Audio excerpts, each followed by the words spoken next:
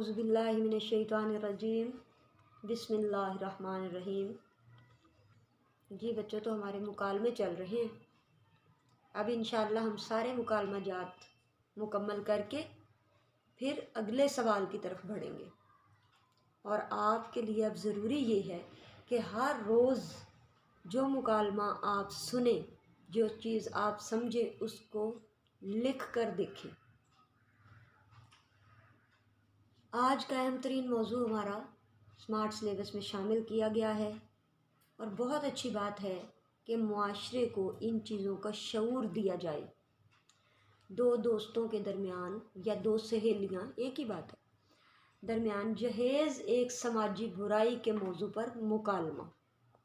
ठीक है, तो तारीफ़ मफ़हूम आप समझ रहे हैं, डेली बेसिस पे रोज़ समझ रहे हैं। फिर भी मुकालमा क्या है? अरबी ज़ुबान का लफ्ज़ है जिसके मानी है बाहमी गुफ्तगू, आपस में सवाल जवाब करना। इस्तिलाह में दो या दो से ज़्यादा अफराद के दरमियान गुफ्तगू, लेकिन नसाब को मद्देनज़र रखते हुए दो अफराद के दरमियान ही मुकालमा होता है। ठीक है जी। उसी तरह मंज़र बनाएं, मौका महल बनाएं कि फितरी लगे, हकीकी लगे, गुफ्तगू बनावटी न लगे, तसन्ना से पाक हो। आलिया और इशरत ये फ़र्ज़ी नाम है, आप कोई भी दो नाम ले सकते हैं। आपस में अपने ही दो नाम रख लें। दो बहनों के नाम हो सकते हैं, दो सहेलियों के नाम हो सकते हैं, कोई भी दो नाम। आलिया और इशरत दोनों सहेलियां हैं। इतवार के दिन कॉलेज की छुट्टी है। आलिया अपनी सहेली के घर जाती है और इससे यूं हम कलाम होती है। इस एक डेढ़ लाइन को आप ब्रैकेट में बंद कर देंगे। आगे मुकालमा बाकायदा शुरू होगा। आलिया: अस्सलाम वालेकुम। इशरत: वालेकुम अस्सलाम। आलिया: बड़ी मसरूफ़ दिखाई देती हो। सख्ता, कौमा यानी छोटा, कम ठहराव है। आज तो छुट्टी का दिन है और खाला जान भी दिखाई नहीं दे रही। फुल स्टॉप लगा दें, बात पूरी हो गई। खैरियत तो है? उसी लाइन में उसने सवाल कर डाला और सवालिया अलामत डालेंगे आखिर में।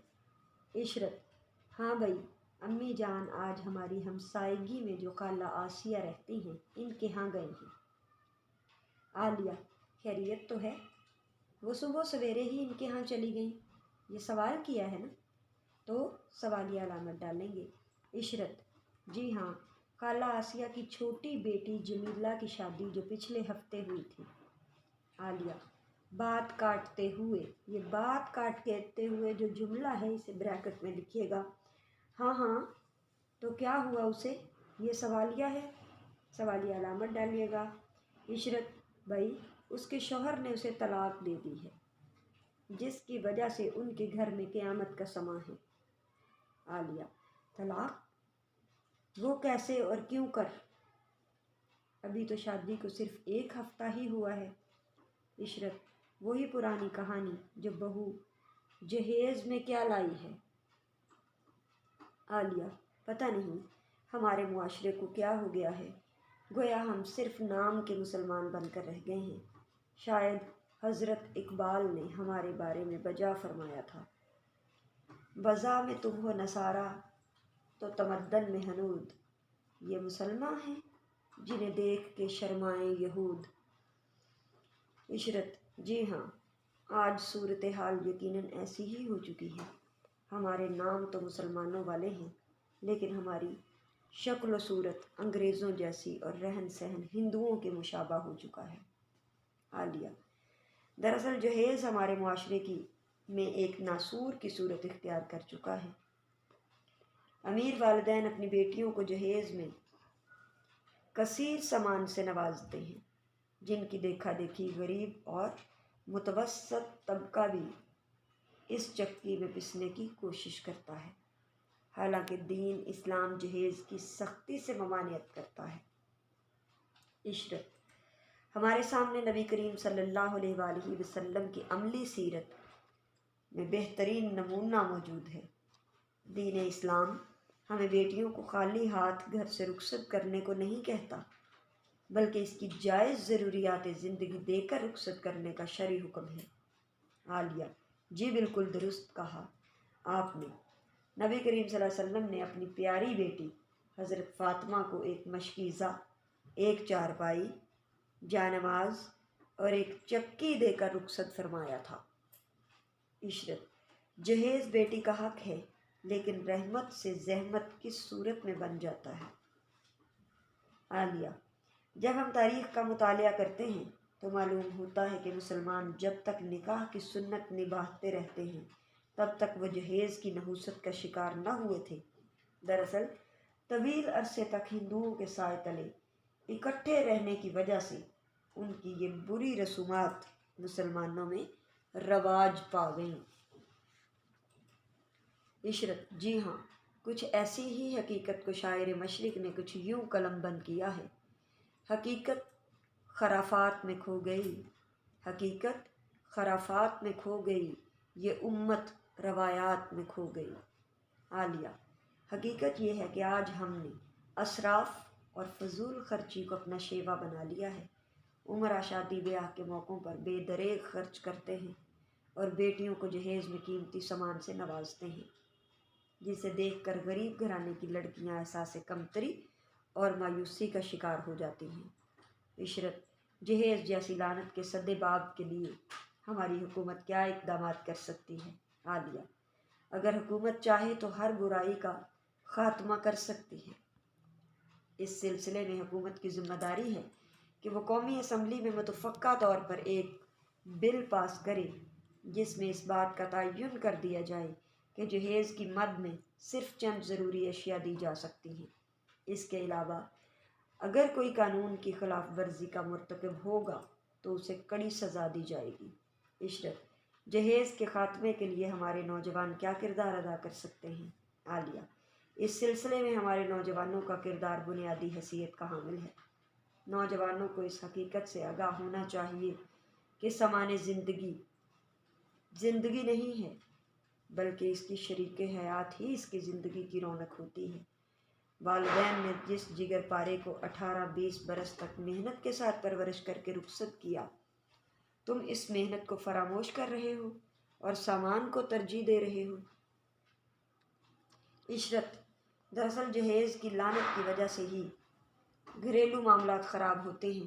دلہن کی ساس اور بہنیں، ساس اور نندیں ہونا چاہیے، یعنی دلہا کی بہنیں تانے دینا شروع کر دیتی ہیں کہ جہیز میں کیا لائی ہو، خالی ہاتھ چلی آئی ہو۔ ایسی جلی کٹی باتیں ہی جھگڑے کا باعث بنتی ہیں۔ عالیہ: جی عشرت، تمہاری بات بالکل درست ہے۔ اصل میں یہ مسئلہ تب حل ہوگا جب ہم ساس بہو کے روایتی تصور سے نکلیں گے۔ جب بہو ساس کو ماں کا مقام اور نند کو بہن کا درجہ دے گی، اسی طرح ساس بھی اپنی بہو کو بیٹی سمجھے گی تو معاملات خود بخود ٹھیک ہو جائیں گے۔ عشرت: عالیہ بہن، نبی کریم صلی اللہ علیہ وآلہ وسلم نے اپنی لخت جگر حضرت فاطمہ الزہرا کو چند ضروری چیزیں دے کر رخصت فرمایا تھا، اس میں کیا حکمت تھی؟ عالیہ: عشرت بہن، نبی کریم صلی اللہ علیہ وسلم کے ہر عمل میں حکمت و دانائی ہے۔ آپ صلی اللہ علیہ وآلہ وسلم کو علم تھا کہ آنے والے زمانے میں ان کی امت میں اس بری رسم کا آغاز ہوگا اور پھر وہ مکمل طور پر اس میں ملوث ہو جائے گی۔ اسی لیے آپ صلی اللہ علیہ وآلہ وسلم نے اپنی بیٹی کو چند ضروری چیزیں عطا کیں تاکہ امت کے ہر فرد کے لیے عمل کرنا آسان ہو۔ عشرت: جہیز ایک رسم بد کی صورت میں ہمارے معاشرے میں پھیلتا جا رہا ہے، اس کے تدارک کے لیے معاشرے کے افراد کیا کردار ادا کر سکتے ہیں؟ عالیہ: ہر فرد معاشرے کا اہم رکن ہے۔ معاشرے میں افراد کے ربط اور تعلق سے سلجھاؤ پیدا ہوتا ہے۔ لوگ ایک دوسرے کے ساتھ حسن معاشرت کا رویہ اپنائیں تو ایک بہترین معاشرہ تشکیل پاتا ہے، ورنہ صورتحال یہ ہو چکی ہے کہ غریب لڑکی جہیز نہ ہونے کی وجہ سے تمام عمر اپنے والدین کی دہلیز پر گزارنے پر مجبور ہے۔ کسی نے کیا خوب کہا ہے: بوڑھی ہوئی غریب کی بیٹی شباب میں، غربت نے رنگ روپ نکھرنے نہیں دیا۔ بوڑھی ہوئی غریب کی بیٹی شباب میں، شباب کہتے ہیں جوانی کو، غربت نے رنگ روپ نکھرنے نہیں دیا۔ عشرت: ہر برائی قابل اصلاح ہوتی ہے، جہیز بھی ایک معاشرتی برائی ہے، اس کی اصلاح کے لیے اساتذہ کیا کردار ادا کر سکتے ہیں؟ عالیہ: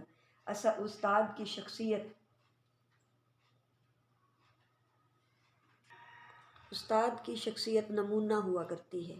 استاد کی کہی ہوئی بات کا بچے زیادہ اثر لیتے ہیں، اسی لیے ایک استاد کو شخصیت ساز کہا جاتا ہے۔ اساتذہ کرام اس سلسلے میں اپنے اداروں میں طلباء و طالبات کی ذہن سازی کر کے بھرپور رہنمائی کا فریضہ سر انجام دے سکتے ہیں۔ عشرت: دراصل ہم آپ صلی اللہ علیہ وآلہ وسلم کی سیرت طیبہ پر عمل کر کے ہی اس مصیبت سے جان چھڑا سکتے ہیں۔ عالیہ: جی ہاں، بالکل بجا کہا ہے آپ نے۔ نبی کریم صلی اللہ علیہ وآلہ وسلم کی صرف ایک سنت سادگی کو اپنا کر ہی ہم زندگی کے بے شمار مسائل سے چھٹکارا حاصل کر سکتے ہیں۔ عشرت: عالیہ بہن، آج کی ہماری ملاقات اور گفتگو خوب رہی۔ آپ کی حکمت و دانائی سے معمور باتوں سے مجھے بہت فائدہ ہوا ہے۔ اللہ تعالیٰ آپ کے علم میں اضافہ فرمائے۔ عالیہ: شکریہ عشرت، میری دعا ہے اللہ تعالیٰ ہماری قوم کی حالت زار پر رحم فرمائے اور ہمیں عمل کرنے کی توفیق عطا فرمائے۔ عشرت: آمین۔ عالیہ: اچھا بہن، اب میں چلتی ہوں، بہت دیر ہو گئی ہے، امی جان گھر پر انتظار کر رہی ہوں گی۔ عالیہ عشرت سے اجازت لے کر اپنے گھر کی طرف روانہ ہو جاتی ہے۔ یہ اختتامی منظر تھا، تو بیٹا اس کو مکالمہ نہ سمجھیے گا، بلکہ یہ عادات اگر ہمارے بڑوں میں ہیں تو آپ چھوٹے اصلاح کر سکتے ہیں۔ ہمارے لڑکے اس بات میں سٹینڈ لے سکتے ہیں کہ ہمیں جہیز نہیں چاہیے۔ ہماری بچیاں اپنے آپ کو اس قابل بنائیں کہ آپ کی شخصیت ہی سب کچھ ہو۔ سب سے قیمتی سرمایہ ہے، مگر لوگ نہیں سمجھتے۔ تو کوئی سامان کی، جہیز کی کسی بھی طرح ڈیمانڈ نہ کریں، اپنے والدین کا بوجھ ہلکا کریں، انہیں اپنے فرائض سے سبکدوش ہونے میں مدد فرمائیں۔ وہ بچیاں کس طرح کردار ادا کر سکتی ہیں؟